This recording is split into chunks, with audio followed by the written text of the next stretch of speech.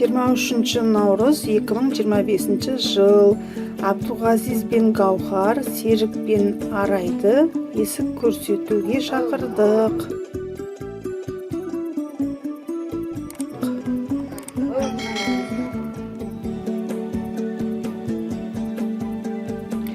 Жақсай жақсы күнде Рамазан айында бір-бірімізге жақсылық жасауды ұмытпайық деп сый сияпат көрсеттік.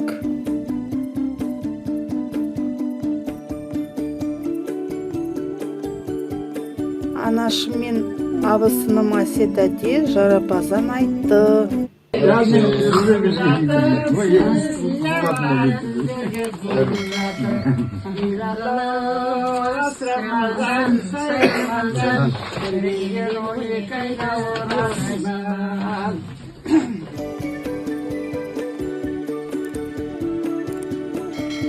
Естелік болсын деп фотоға түстік.